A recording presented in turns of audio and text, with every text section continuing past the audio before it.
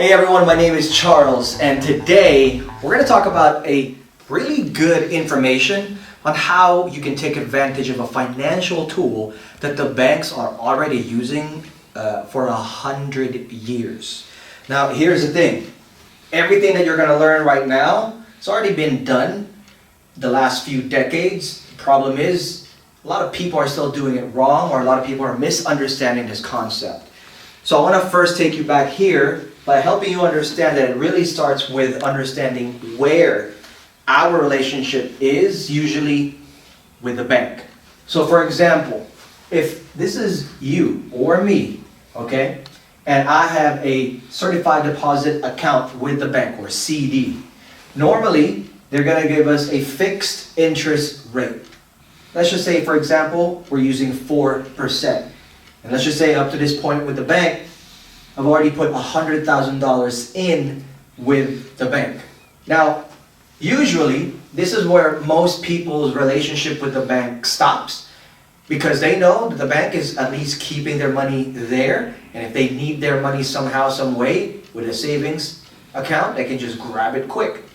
Problem is with CDs is, number one, they're giving us 4%, but now we're locked in with them for a long time, where we don't really know what's happening with the $100,000 that we deposited. So I'm here to talk about that, because the formula that you're about to realize and understand in this is that the bank is using our money as a tool or a leverage for them to make more money. So for instance, if there is a homeowner, and this homeowner says, I need $20,000 maybe for a down payment for their house, or maybe finance their whole mortgage overall. What do you think the bank is going to charge as an interest to the client? Let's just say 8%, okay? Now, that money that they gave the homeowner, is that the bank's money or my money? Or your money? Mostly your money, okay? Now, let's just say there's another client that says, I want to buy a car, but I can't finance this, right? Because I don't have cash. So let me go to the bank, ask them to finance my car, and $30,000 in, 6% interest. In this 6%, now client is happy, but the client, meaning the car owner, is paying money to the bank because of this interest. Now, is it far-fetched to maybe understand that the client, meaning the bank, works with real estate investors? Real estate investors usually need money for rehab, meaning rehabbing the home, and they're going to charge at least 10% on that. What about credit cards? Most bank issues credit cards today, they charge an interest of 19 to 30%. I'm just rounding it up. So if we do some quick math in here, if the bank is promising me 4%, meaning me, I get 4%, but then the bank goes ahead and uses my money to loan it out to other client of theirs, and they're charging interest on top of that. If we do quick math, 8 minus 4 equals 4%. 6 minus 4 equals 2%. 10 minus 4 equals 6%. And let's just say we got the 30% interest rate minus 4, that's 26%.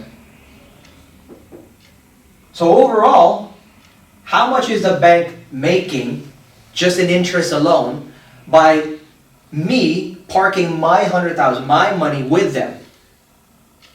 The way they lure us into their system is by them promising me 4%.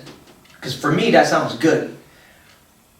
But now that you understand that the bank is making, how much is this? 26 plus 6, 32, 4, 38. The bank is making 38% more with our money.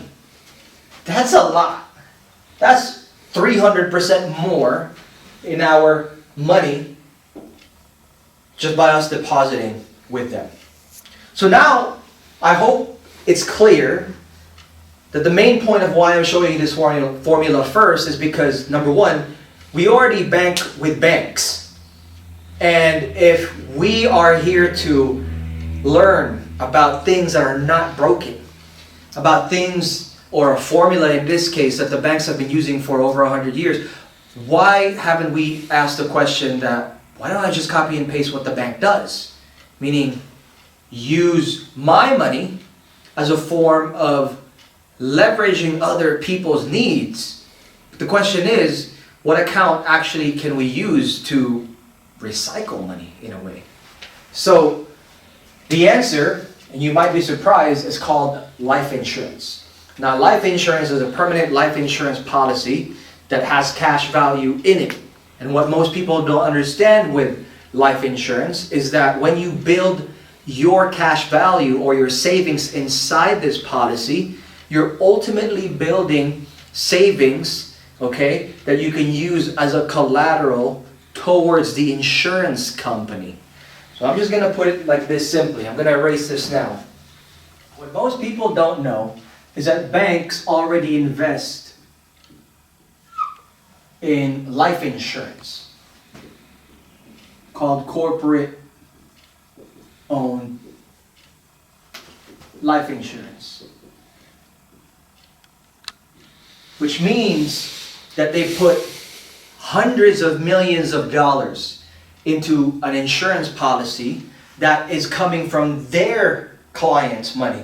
And that's where they're shoving in a portion of their clients' money and putting it into a policy. Why is that? Because number one, the money that grows in life insurance grows tax deferred. Meaning, whatever the earning of that policy, it doesn't get taxed. The second is they have guarantees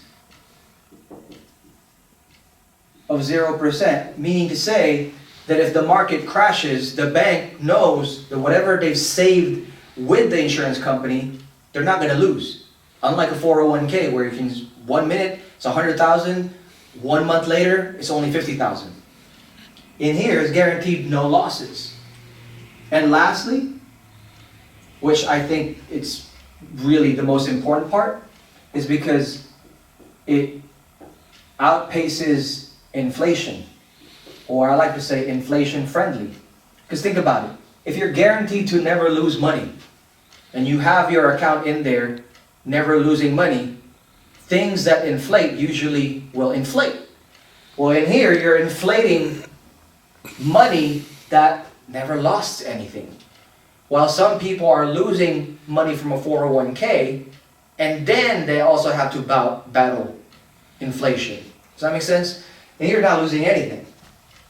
So this product is called IUL, or Index Universal Life. And this is the main 3 reasons why most banks put money in life insurance. So, in essence, how do we apply this to us? Well, for us, we can still get an IUL. If the bank have access to an IUL product, we also have an access to an IUL product. So for instance, if I decided that I wanted to put $1,000 away, and I know it sounds like a lot, but hear me out really quick, into a monthly premium for an IUL. And if designed correctly, 20% will be the cost of insurance. Okay? Meaning to say, $200 is the cost of insurance, and this will cover your death benefit, and then this is your living benefits. So if you pass away, that $200, that's what you're actually paying the insurance company. Because the insurance company owes your family a death benefit when you die, or a living benefit if you need access to the money if you got sick today. The remaining 80% goes inside your cash value. So that means $800 is earning possibly 5%, maybe 10%, maybe 15%. I don't know. depending on how the market grows. But again, if the market doesn't grow, you have a guarantee of 0%, which is powerful. Now, does your money that grows 5, 10, 15% get taxed? No. Does it have guarantees? Yes. Is it inflation friendly? Yes, very much so. So the exact same reason, okay, that the bank uses a life insurance for these benefits, we also have now for ourselves. But here's a funny thing, okay? Banks have life insurance, but we're not the beneficiaries, right? Meaning, we don't actually receive the money when someone dies. The banks do, which is funny, right? But for us, this side goes to our family, this side goes to whatever it is that we need. So now that you understand money in this side grows, tax deferred, how do you actually get money out is the question. So this is the last part. So let's just say you've had an IUL for a while. And let's just say it's been 5 years later. Okay? Now, let's just say this is how your values go. Your cash value is your savings. And then your death benefit is what your family receives. So let's just say your cash value after 5 years is already at $50,000. And at that time, you said, I needed to make a large purchase. I don't know what that means for you. Some maybe it's a house, some maybe it's a car, some maybe it's an investment. I don't know. But that large purchase, you said, I need, let's just say, $15,000. Okay? You needed $15,000. The banks know that the savings inside the life insurance policy is accessible tax-free. So how does it become tax-free?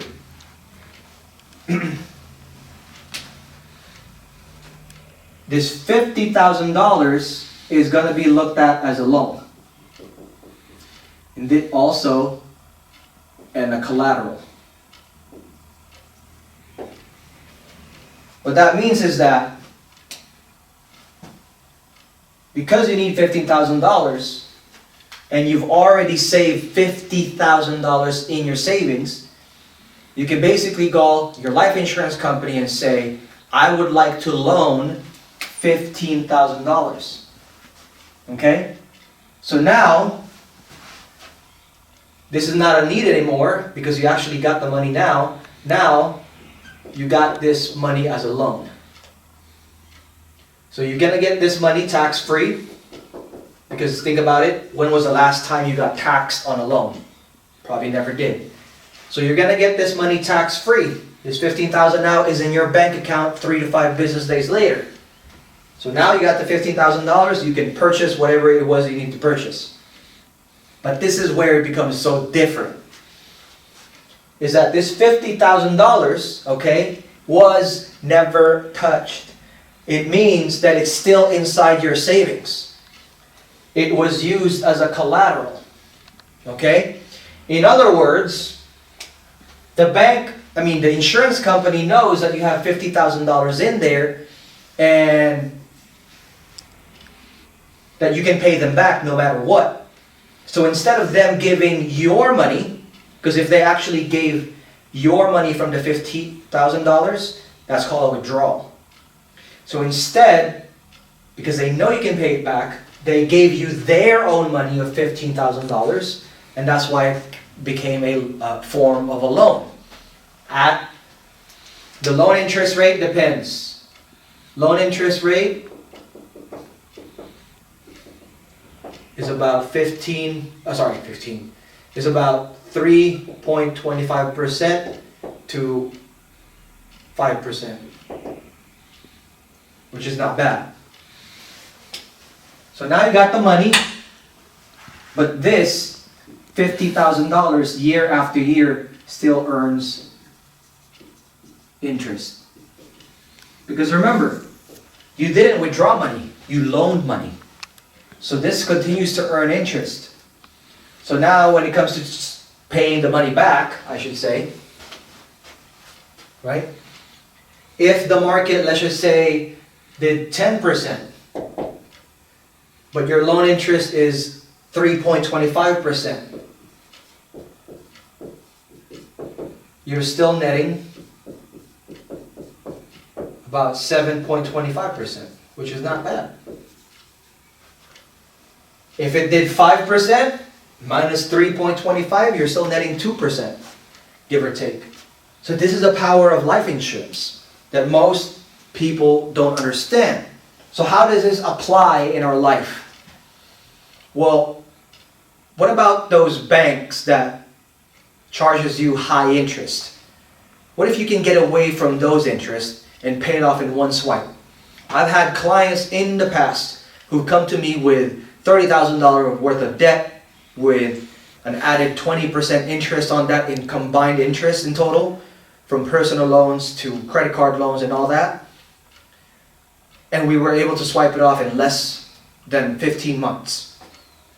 And the next time that they need money, they can just use the insurance company's money so they can get a lower interest loan of 3.25 rather than paying 19%, 20% to the bank. So this is why the concept of becoming your own bank is so powerful, because ultimately, to simplify this whole thing, build up your savings inside the insurance company, and once you've built it up enough, you can then use it as a collateral to the insurance company so that you can get tax-free money from the insurance company.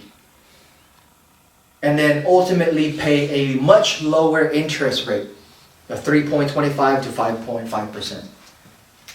Bar none, I haven't seen a loan interest that low. Thank you, ladies and gentlemen. If you found value on this video, please go back to the person that shared you about this content, and we'll have more for you in the future.